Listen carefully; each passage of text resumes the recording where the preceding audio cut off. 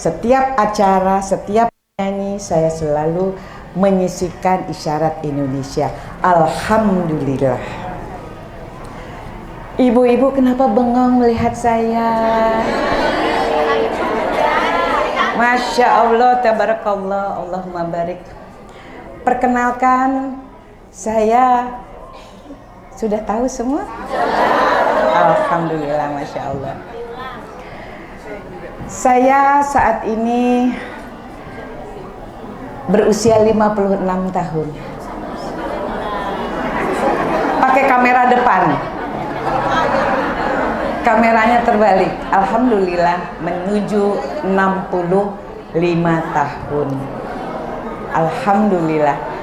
Obatnya seperti tadi Ustadz Cinta katakan, senyum tapi terbatas, jangan sepanjang hari. Selalu usahakan menebarkan energi positif kepada lingkungan kita, sekeliling kita, meskipun kadang kita sedang. Saat saya bersedih, saya tidak pernah memperlihatkan kepada anak-anak saya. Mereka tidak pernah melihat air mata saya. Mereka selalu tahu ibunya fine-fine saja. Tapi mereka pun mengerti ibunya kadang terluka. Yang saya mau bagikan adalah betapa Allah luar biasa baik dan tidak pernah dusta. Allah selalu berjanji dan selalu mengijabah janjinya, memenuhi janjinya. Pegangan saya dalam menjalankan hidup sejak awal saya berumah tangga adalah berbaik sangka terhadap ketentuannya, berbaik sangka terhadap Allah, dan itu saya buktikan. Allah memberi upah yang tidak bisa masuk akal kita sebagai manusia. Tidak mampu kita menembus segala rencana Allah yang diberikan kepada kita, meskipun awalnya pada saat kita diberikan pembelajaran demi pembelajaran terasa begitu nikmat sakitnya, begitu indah sakitnya. Saya diberikan anugerah 4 orang anak sebagai tamu agung dalam hidup saya, titipan yang Allah percayakan, 2 tuli dan 2 mendengar. Anak pertama Allah hadiahkan anak yang tuli. Ada yang tahu namanya? Al-Fatihah buat Giska. Giska adalah anak tuli yang menjadi guru kehidupan saya. Guru menerima ketentuan Allah, guru belajar sabar, guru menghormati titipan Allah. Saya tidak pernah marah dan menegur Giska dengan sewenang-wenang, karena saya tidak ingin anak saya hilang kepercayaan diri karena dia tidak sempurna. Jadi saya kalau mau menegur, saya ajak bicara berempat mata, berdua. Tidak pernah saya lakukan menegur di depan saudaranya, adik-adiknya, atau mbaknya, ataupun ayahnya. Saya ajak bicara berdua. Supaya apa? Dia merasa dihargai, ditegur dengan santun. Halo, yang belakang dengar nggak? Halo? Coba mic-nya 2 deh. Ya. Halo? Bismillah, maaf. Halo, dengar? Yang di belakang dengar? Jelas dengar? Ya wis loro ya. Loro. Kalau saya lahir di Cirebon, di pesisir, jadi kalau bilang loro ya loro. Kalau di sini loro sakit ya. Oh, loro. Oh. Yang di belakang jelas? I love you. Alhamdulillah. Saya jadi terpatok nggak bisa pakai bahasa isyarat, nggak apa-apa ya. Jadi saya itu dikasih Allah hadiah. Sebagai penyanyi saya dikasih hadiah sama Allah anak yang tuli. Luar biasanya Allah memberikan anak pertama saya tuli.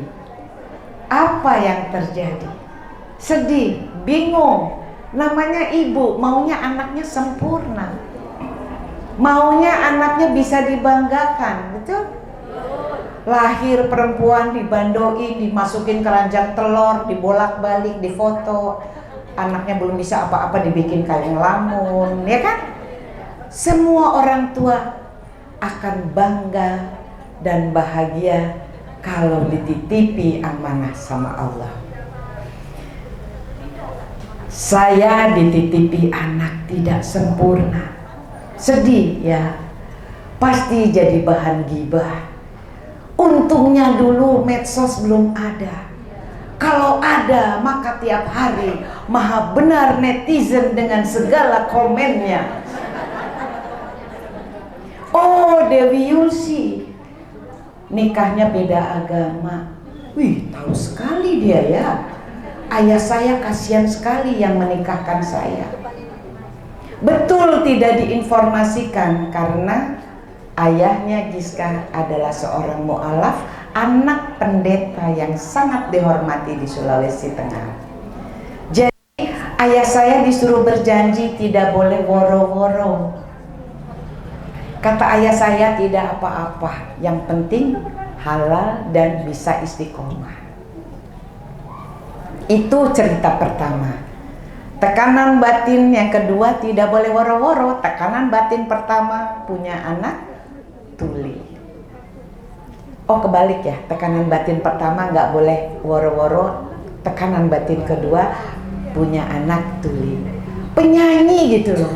Jadi selama 2 tahun, selama mulai lahir, saya menina bobokan, saya menyanyi buat Giska. Dia tidak pernah dengar suara saya. Apa maksud Allah? Belum ketahuan. Karena kemudian Allah memberikan keajaiban. Giska di usia 12 tahun pameran tunggal lukisan dan menjadi anak yang mulai mandiri. Keajaiban yang Allah berikan lebih daripada anak-anak normal di usia 12 tahun yang masih dalam naungan orang tuanya. Allah meringankan, Allah memberikan upah selama Giska dari usia lahir dan ketahui tuli sampai 12 tahun. Bagaimana saya mendidiknya? Berdarah-darah. Bukan berdarah-darah dalam artian kata-kata, tidak. Saya ajari huruf per huruf tiap hari 1 jam mulai umur 4 tahun sampai umur 9 tahun. Saya masuk ke kelas di mana dia mendapatkan pembelajaran bicara. Ikut belajar. Di rumah saya ajari lagi. Karena anak tuli itu nggak bisa mengucapkan konsonan dan huruf mati. Susah. Karena tidak kelihatan. Dia hanya lihat gerak bibir. Kalau bilang makan, maaf. K-nya hilang, N-nya hilang. Itu yang membuat saya ikut belajar. Belajar untuk verbal. Verbal mengucapkan K, M, N, N, G, eng. Itu susah sekali. Tapi karena saya penyanyi, itu. Karena saya penyanyi, saya mementingkan artikulasi. Saya kebetulan belajar itu. Jadi ilmu itu saya turunkan kepada Giska.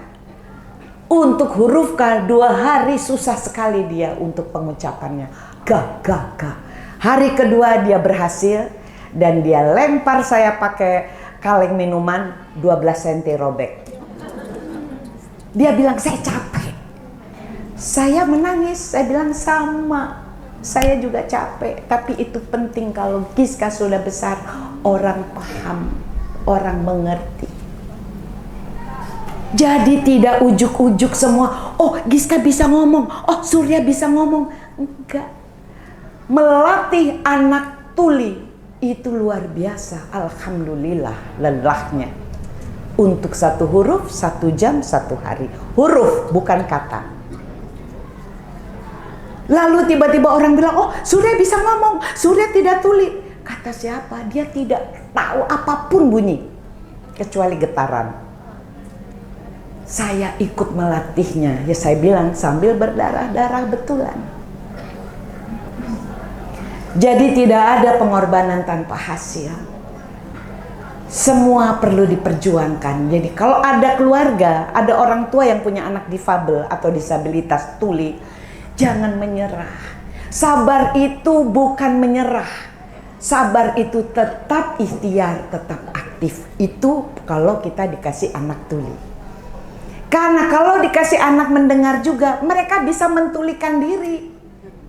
Kalau anak tuli, karena tidak ada informasi bunyi, dia tidak bisa dengar apa-apa kalau kita nasihati. Anak mendengar, mentulikan diri karena nggak mau dengar nasihat ibunya. Jadi sebagai orang tua sama-sama berat. Menjadi ibu berat, sabar. Kuncinya sabar. Gimana? Kadang-kadang mulut kita kelepasan. Kalau anak tidak sesuai dengan harapan, anak berani melawan, orang tua langsung patah hati, ibu langsung nyerocos. Bu, saya penyanyi bu, biasa nyanyi nada tinggi. Tapi saya tidak pernah memberikan nada tinggi kepada anak-anak saya. Saya tidak mau. Kenapa? Anak saya yang difabel aja saya jaga perasaannya supaya jangan hilang kepercayaan diri. Jangan sampai ibu-ibu yang sudah dikasih anak sempurna dengan dalih mendidik, dengan dalih memberikan disiplin, ibu-ibu para bunda lupa kalau mereka adalah titipan. Mereka adalah ladang ujian buat orang tua. Ladang bahagia, ladang pahala, ladang patah hati juga kalau mereka tidak sesuai dengan harapan. Hati-hati. Saya menangis kalau berdoa sama Allah untuk anak saya yang 2 difabel maupun yang dengar. Sama menangisnya. Kenapa? Punya anak yang tidak sempurna. Kita bingung, depresi, frustrasi, malu, digibah, dikasihani. Hati-hati yang punya anak sempurna.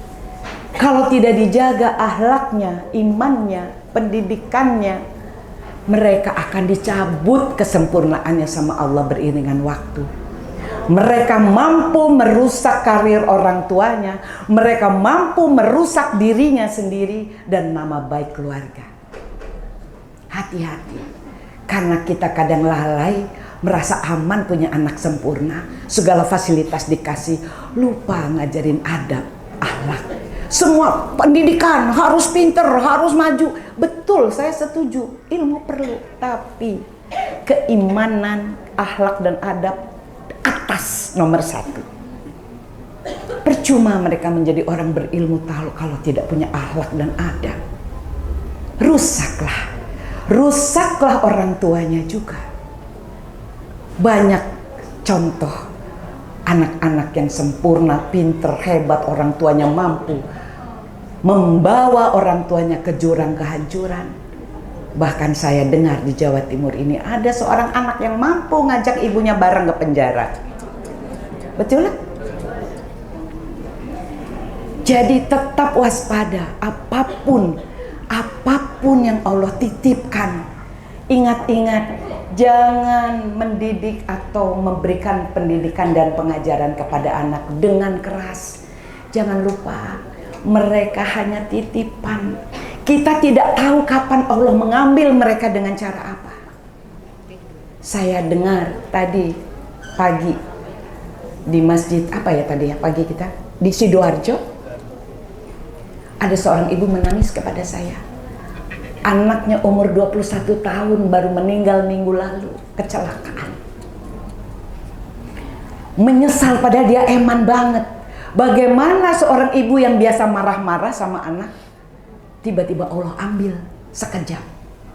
Jangan. Mereka titipan bukan punya kita. Jangan lupa. Jangan banyak menuntut kepada anak.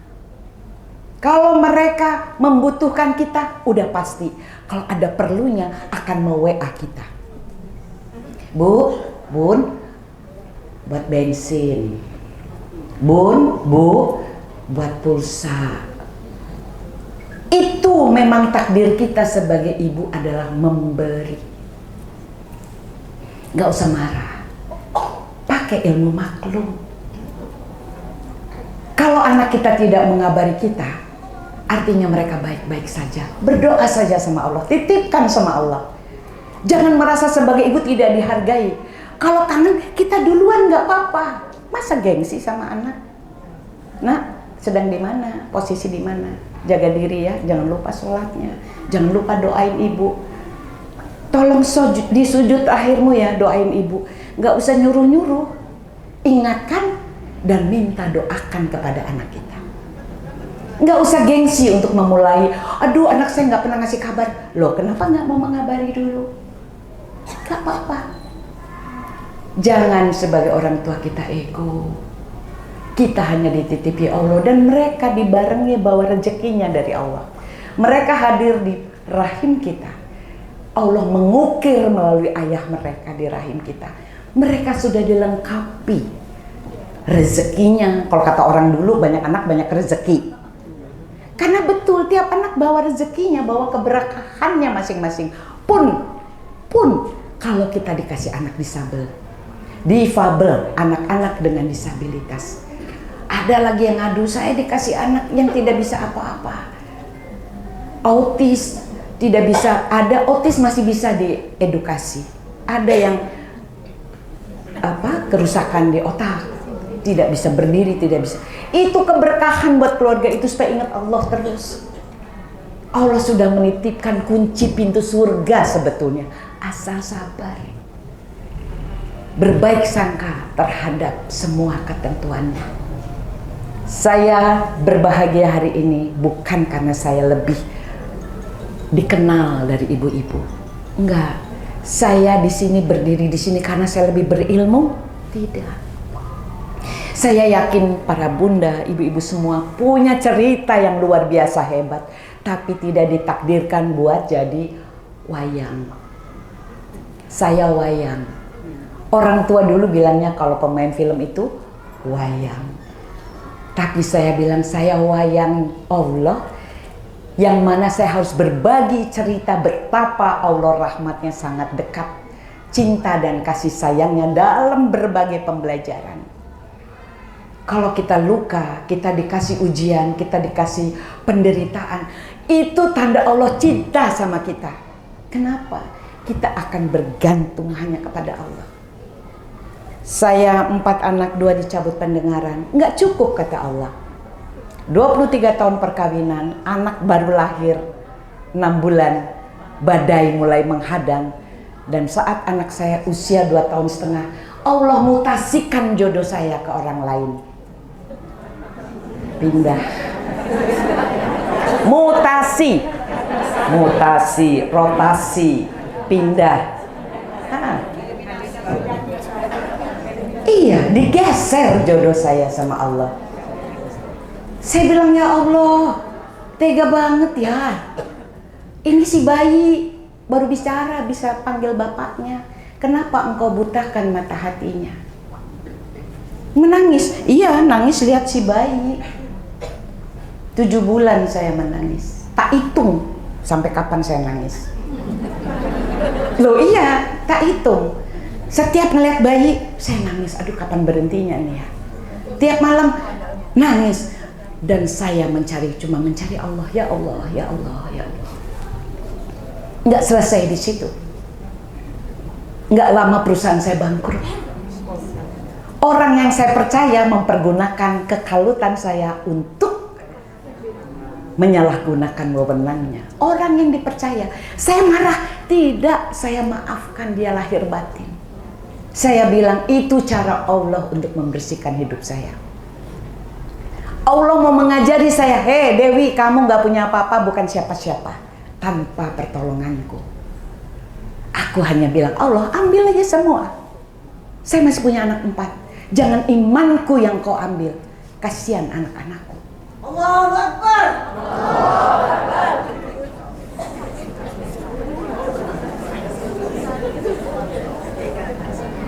Jadi kalau kita yakin Allah Maha Kaya, Allah akan mencabut kapan saja Allah mau, dan Allah Maha Pemberi kapanpun Allah mau, jangan pernah ragu, jangan pernah gundah, jangan pernah takut menjalani hidup.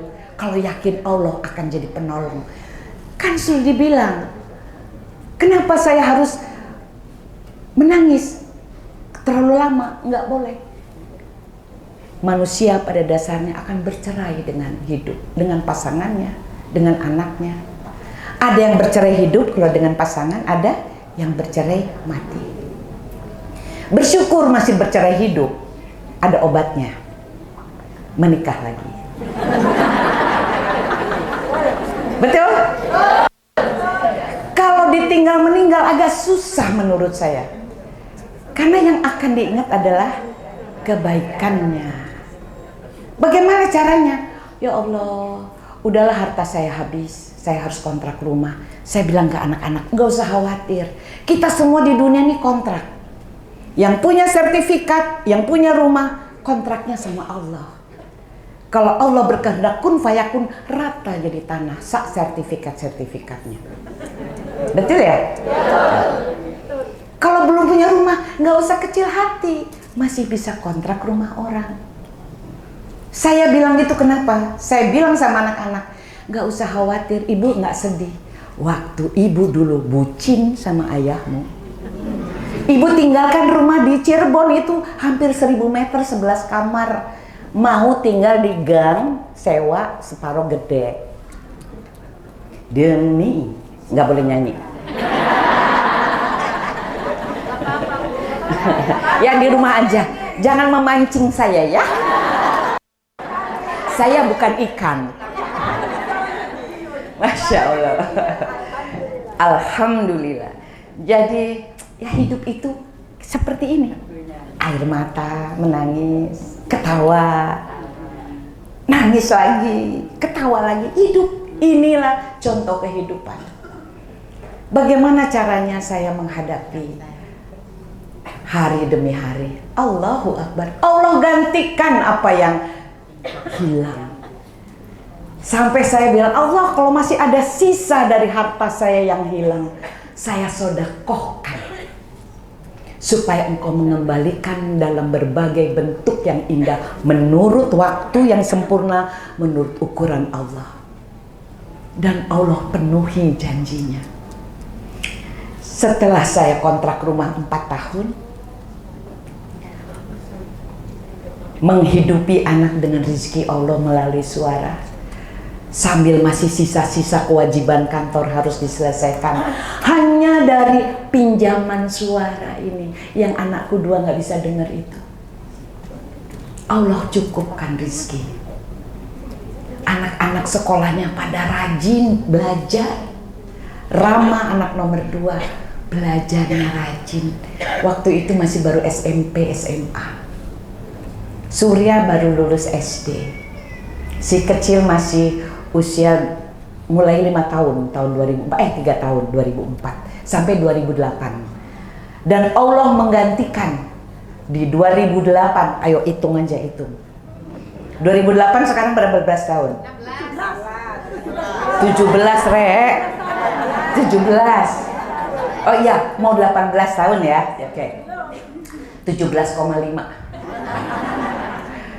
Di tahun keempat kita masih kontrak rumah dan saya masih belajar menjaga harkat martabat sebagai seorang rondo.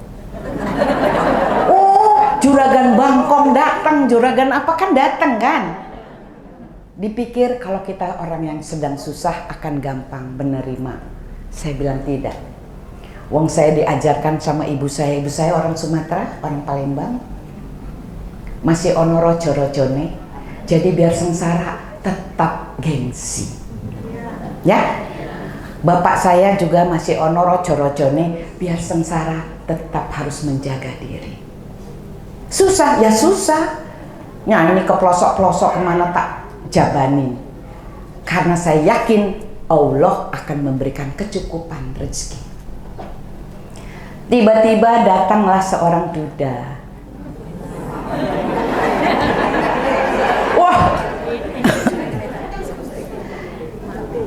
Saya tidak langsung mengiyakan sebelum anak-anak menyetujui. Karena kan yang datang nanti yang aneh-aneh gitu kan. Wah, ada pahlawan kesiangan. Saya bilang, maaf, rumah orang tua saya saja masih terbuka. Bapakku wong suge. Rumahnya di Jakarta masih ada buat saya tempati. Tapi saya bilang, saya mau jadi manusia merdeka, mau bertanggung jawab pada pilihan, dan saya ingin belajar mandiri karena saya punya Allah. Apa yang terjadi? Kakakku bilang, hei Dewi, kamu tuh lagi susah. Kok cari orang susah? Kok milih orang susah? Oh, jangan wong Surabaya lo arek iki. Masya Allah, saya bilang ke kakak saya, Allah itu maha kaya. Kalau saya cari orang kaya, besok dia masuk penjara. Bagaimana? Banyak contoh. Kalau kita mencari pasangan kita karena dunia, kita akan hancur di dunia itu. Saya cari orang yang bisa bimbing saya, yang bisa nerima anak saya 2 tuli, yang kalau buka pintu gebrok gitu, kan nggak bisa dengar kan? Siapa yang kuat? Dan Allahu Akbar, beliau itu teman lama yang nggak kepikiran bakal jadi suami mbok ya dari dulu gitu ya. Orang sederhana ya, yang baik hati tidak sombong, rajin menabung lah. Oh, Ngagel rek, Ngagel Jaya Utara.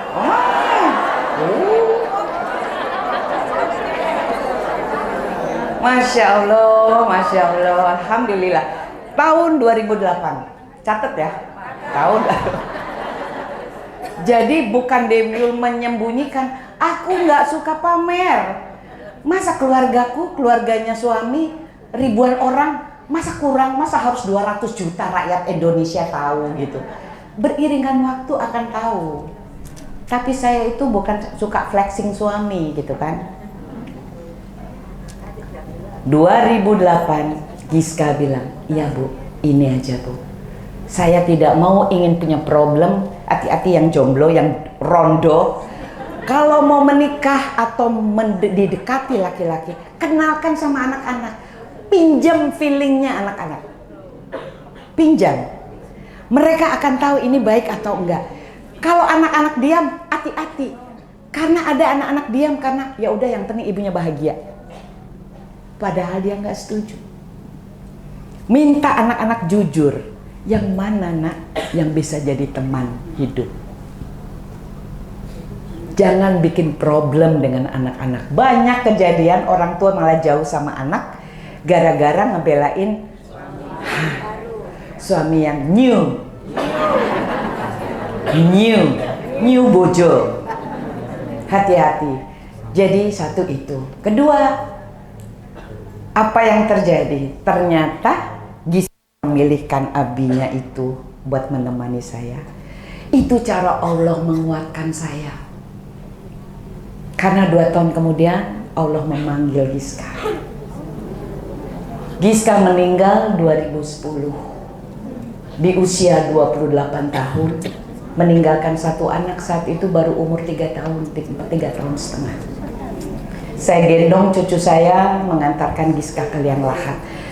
Itu kepiluan terbesar dalam hidup. Setelah anak 2 tuli, setelah geseran jodoh, setelah harta habis, itu lebih dahsyat dari segala yang sudah saya lewati. Giska itu satu-satunya perempuan yang saya bajunya ukurannya sama, sepatu ukurannya sama, gantian pakai tas. Allah hanya mengizinkan 28 tahun saya membersamai, sakit meningitis hanya 3 bulan. Kenapa saya selalu bilang hati-hati, mulut ibu hati-hati, jangan marah yang tidak bisa dikontrol kepada anak. Titipan Allah, kapan Allah mau ambil, kapan saja. Hargai dia sebagai tamu Allah yang dititipkan buat membahagiakan kita, menjadi ladang ujian kita. Pakai ilmu maklum menghadapi anak-anak. Saya punya anak Gen Z juga. Memang berat. Karena anak-anak yang lahir dengan teknologi yang sudah luar biasa, mereka merasa pintar. Merasa tidak mau dinasehati, betul? Ada yang punya anak Gen Z? Mereka ingin didengar. Belajarlah mendengar kalau mereka, coba sayang ada apa hari ini kegiatan? Ah biasa-biasa aja, ya sudah alhamdulillah. Tapi suatu saat dia butuh didengar. Mereka butuh validasi. Cerdas, pinter, tahu semua. Tapi batinnya rapuh. Gampang melo. Gampang patah hati. Kalau putus cinta udah kayak mau runtuh dunia. Betul ya? Ada yang ngalamin? Itu anak-anak Gen Z. Bagaimana menghadapinya? Bikin dia penting. Sayang, sini duduk, ngobrol apa yang terjadi. Iya bu, aku mau cerita nih bu ya. Kalau ke orang lain kan aku malu, aku mau cerita sama ibu. Bikin dia bisa cerita seperti itu.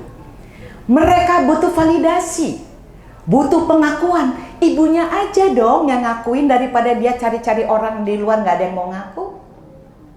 Bahwa dia anak yang hebat, punya potensi, punya masa depan.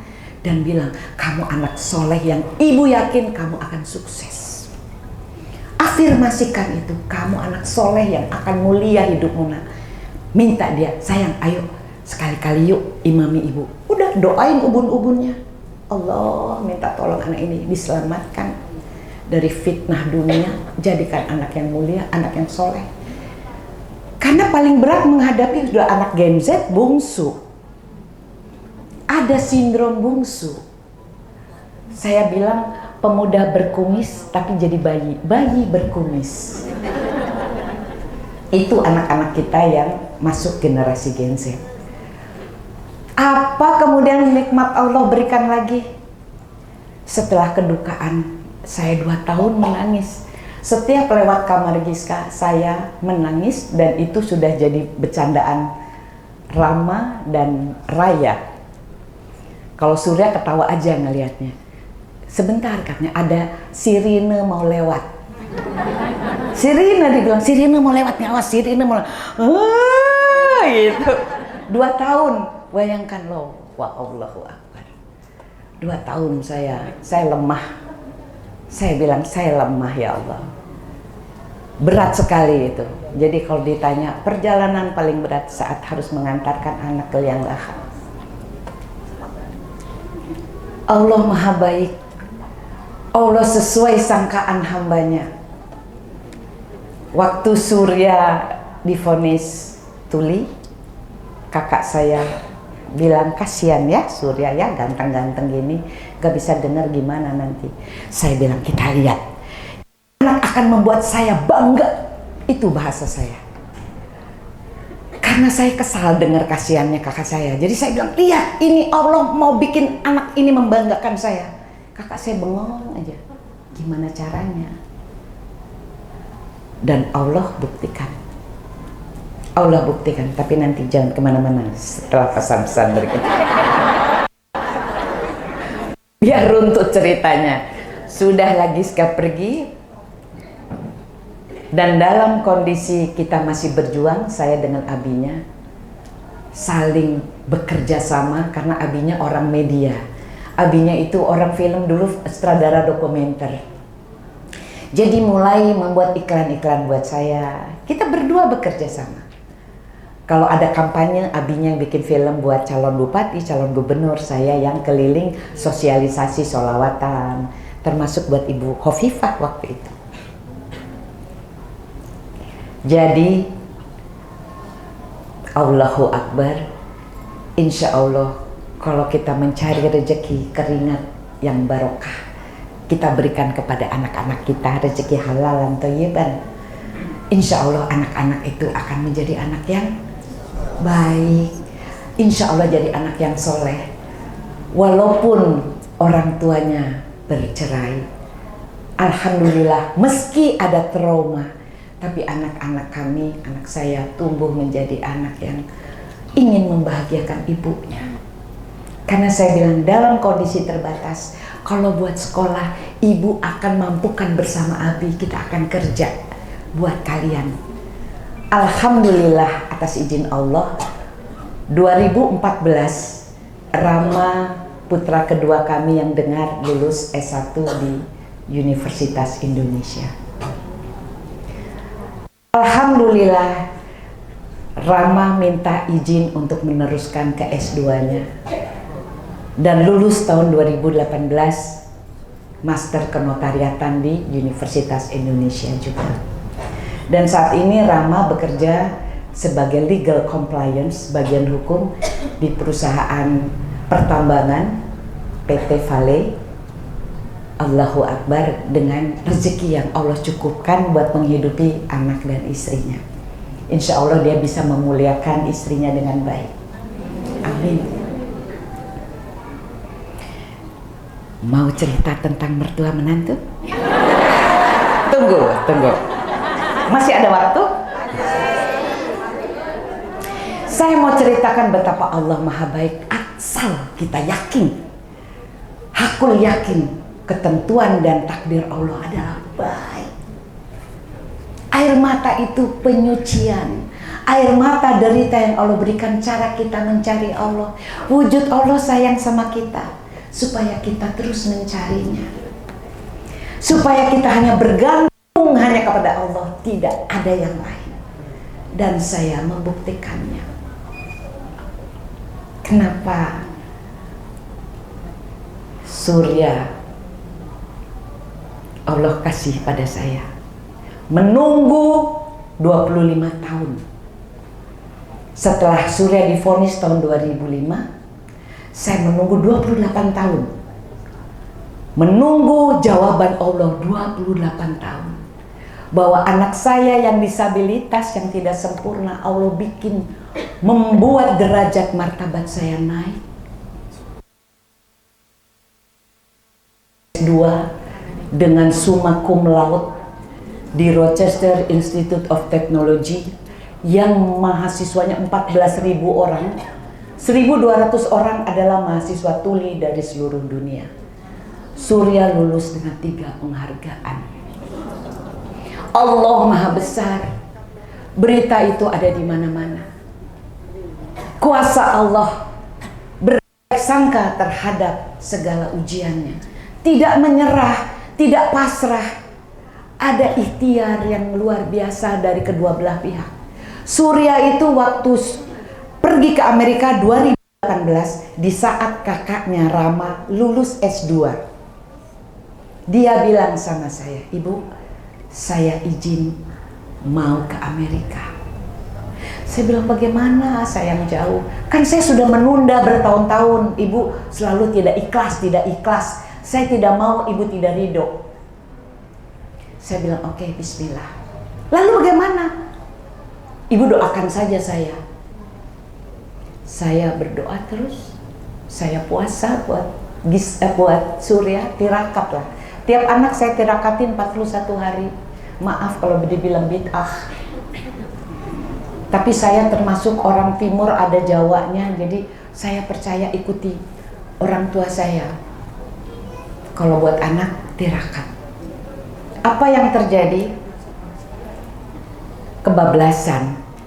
Karena di 41 saya selesai, hari ke-42-nya Ramadan.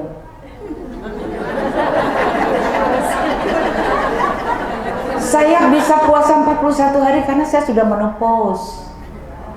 Tahun 2018 itu usia saya sudah 57 tahun. Hitung dewe sekarang berapa? 64 lewat sekarang. Ramadan, salah hitung. Saya pikir saya masih punya jeda waktu 1-2 hari istirahat. Jadi saya puasanya 71 hari. Alhamdulillah. Dan Allahu Akbar, malam takbir waktu itu. Surya datang dari atas sambil saya dengar Allahu Akbar. Ini saya Allahu Akbar. Saya susah nih mau mengutarakan kegembiraan saya. Dia turun dari lantai 2. "Ibu, saya dapat email." "Apa?" "Saya diterima di Rochester Institute of Technology." Allahu Akbar, alhamdulillah sayang. Aduh, bahagia sekali. Dia bilang sama saya, "Terus bagaimana bayarnya?" 2,1 miliar. Terus saya, gampang. Karena saya tidak mau mengecewakan dia. Gampang, kita jual aja rumah. Yang penting ilmu. Seenteng itu, kan udah biasa hilang harta. kok repot gitu kan? Ya mungkin disuruh tinggal di rumah yang lebih kecil lagi kan nggak apa-apa gitu kan?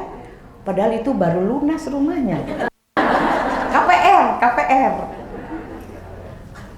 Terus Surya bilang, oh begitu ya. Udah, saya bengong aja, ya Allah. Saya belum berani bilang sama abinya. Jadi kan pas malam takbiran abinya di kamar, saya lagi di luar gitu, di meja makan. Terus saya bilang, Bibi, baik. Oh ya gimana?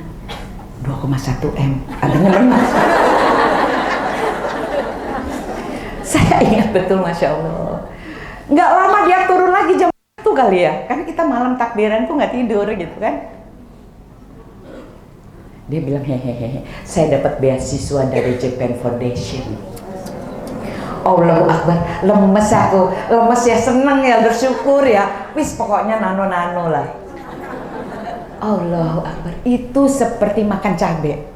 Selesai puasa Ramadan, selesai tirakat, langsung dikasih jawaban sama Allah. 2018, Masya Allah, tabarakallah, itu kasih sayang Allah. Dan kemudian 5 tahun kemudian, ya, membuat saya menangis karena bahagia, karena syukur. Itu cara Allah. Jadi jangan pernah takut sama air mata, jangan pernah gundah kalau diuji sama Allah. Nggak usah patah hati, nggak usah hilang harapan, karena Allah sudah memberikan cahaya kehidupan yang akan dijawab pada waktu yang sempurna menurut ukuran Allah. Selesai pergi, Surya dapat lagi kabar bahagia. Rama diterima kerja, rupanya dia sudah nadar kalau diterima kerja mau nikah. Walah, baru kenalnya 3 bulan. Kenal tahun baru, Maret dikenalkan, sambil bilang, Bu kalau saya kerja berarti saya nadar menikah. Surya pergi ke Amerika. Saya lamaran untuk Rama. Istrinya namanya Merdi. Nah sekarang ini Merdi Octavia sudah memberikan saya 2 cucu. Alhamdulillah. Jadi cucu saya baru 3. Alhamdulillah. Ibu-ibu nanya, gimana kok bisa kompak ya? Betul? Sama Merdi. Enggak ujuk-ujuk, Bu. Semua dengan proses. Pakai ilmu maklum. Itu anak orang dengan didikan yang beda lagi kan? Tiba-tiba Allah hadiahkan menjadi anak di luar kandungan. Saya berpikir Allahu Akbar, ya dipercaya ada anak orang perempuan cantik. Bagaimana? Ada prosesnya.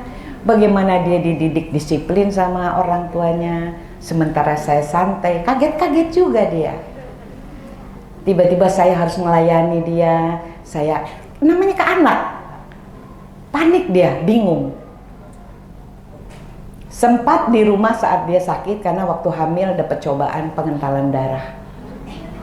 Jadi saya urus, saya kasih kamar tidur saya dengan Abi untuk dia, karena kamarnya ada di lantai 2, dia nggak bisa jalan saat itu. Saya yang ngalah tidur di studio sama Abi. Itu cara memperlakukan menantu. Karena menantu adalah anak hasil ijab kabul anak kita. Ya Bu? Jadi saya harapkan ibu-ibu ridho, ikhlas. Kalau anak ibu dapat jodoh orang lain, jangan cemburu. Kalau hartanya buat istrinya semua. Ayo, ada yang ikhlas nggak? Kan ibu sudah dikasih kesenangan sampai dia menikah, dikasih kesenangan ngurus, dikasih nyayang-nyayangin. Sekarang ibu tuh tugasnya berkurang tahu, nggak khawatir dia pulang telat. Malam udah kita nggak usah nyariin lagi, udah ada yang menggantikan. Khawatirnya kita sudah pindah ke menantu. Bahagia sekali kalau anak kita mampu memuliakan istrinya. Makanya kita jadi orang tua harus jadi orang tua yang bermanfaat. Katanya sebaik-baiknya manusia yang bermanfaat bagi sesama. Betul kan? Jadi kita tuh sepanjang hayat di kandung badan harus jadi orang tua, nenek yang bermanfaat bagi anak dan cucu. Manfaatnya macam-macam. Bisa memberikan apa buat cucu, bisa masakin yang enak-enak. Buat mantu bisa melayani dengan bahagia. Kalau anak tidak peduli sama kita, itu bukan tidak peduli, mereka banyak soal di rumah tangganya juga. Harus mikirin anak, harus mikirin istri, belum lagi KPR lagi kan, tuntutan cicilan, belum cicilan mobilnya. Jadi kalau anak kita tidak bisa membahagiakan kita seperti harapan kita, maklum. Karena seorang ibu tugasnya memberi, menanam, menumbuhkan, menyirami, merawat, bukan mengharapkan balik dari anak. Oh, itu anak saya udah kawin, hidupnya enak, kok lupa sama saya. Ibu doa aja sama Allah. Jadi mau ketemu lagi kita nanti, ya? Jadi kurang lebih itu ibu, nanti insya Allah ada waktunya kita ketemu lagi. Kalau Allah berkehendak tidak ada yang tidak mungkin.